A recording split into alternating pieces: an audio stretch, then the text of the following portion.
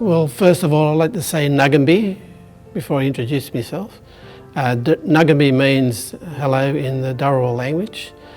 My name is Shayne Williams. I come from Waterways, fishing and living on the saltwater river systems is a very big part of our family and our history and our lifestyles. I am a direct descendant of the Dharawal people on both my mum and dad's side of the family as well. So it's something that I'm quite proud of, Water, whether it's salt water or fresh water, is absolutely vital to Aboriginal people, particularly our people who live in the remote parts of the country. They depend highly on water supplies. For coastal Aboriginal people, such as myself, now our spirit ancestors created our waterways. Therefore, they imbued those waterways with spirit. So we have a spiritual relationship, whether that be river systems or the saltwater waterways. Waterways are also places where we have ceremonies. In a lot of our cultures, particularly our inland cultures, ceremony had to be carried out continuously. Otherwise the spirit ancestors who created them in the first place would leave and those waterways would dry up. Water has always been a highly valuable resource for us. We live in a continent that has dry periods such as droughts. Being able to preserve water and sustain our water supplies has always been imperative for us. The salt water for the Dharawal people and the Guigal clan is in our blood.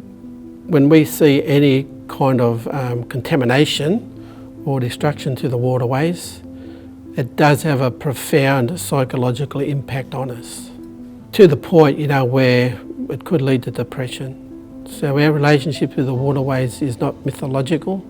It's not something that we conjure up or make up. It's real. Our waterways and our cultures and our philosophies are all extrapolated together. You cannot separate one from the other. And that's why the health of our waterways can have a very positive, healthy impact on our psychologies, or it can have a negative impact as well. You see, in the Dharawal culture, not only are the Dharawal people the custodians of the land and the waterways, but other life forms are also the custodians of those environments, you see. I think there's a real future in cleaning the waterways up, to make them a lot more pristine than they used to be, and not so contaminated.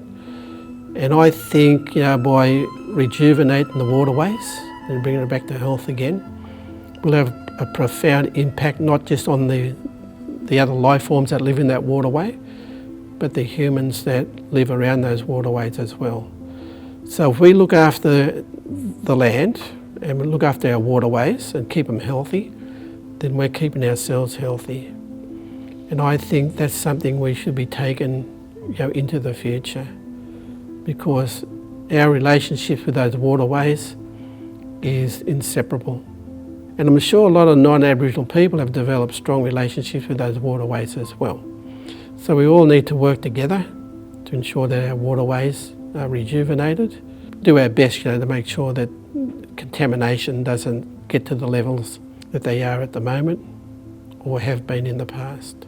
So it's up to all of us now, to work together, to think together and to act together to ensure that our waterways are rejuvenated in places like Sydney, and that they're protected from future contamination, and that it's preserved effectively going forward into the future.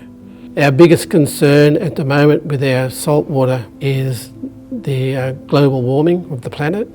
We're concerned that a lot of fish species will suffer, and in the end that we will experience sufferance from that. Our next generations depend on us to do the right thing by our waterways, and I'm sure when it's their turn to look after our waterways, the generation that follows them will be dependent on.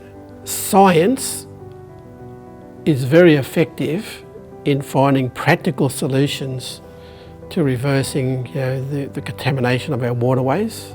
But Aboriginal people, we have the philosophies that can help the broader public become more aware.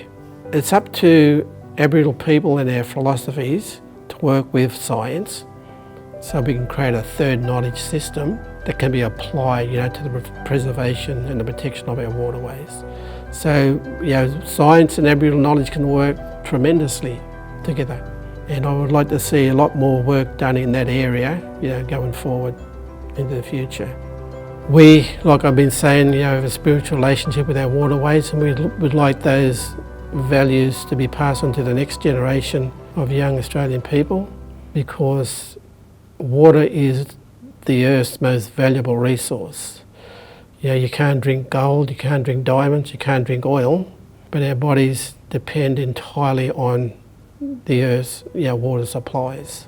And it's up to the next generation to be able to sustain the effort that we're putting in now to ensure that our waterways are preserved going forward into the future. It's important for them to learn about Aboriginal people's spiritual relationships with the waterways, because we want them to value water more differently than they do now. Water education is imperative for our future, because it's the only major strategy I can think of that will educate the next generation of young people and generations after them as well. I'd like kids to grow up, and if they see a tap dripping, they go and turn it off. If they can't turn it off, go and get someone to help them, Like really appreciate every drop and value it, and realise that every drop is valuable, and vital to life.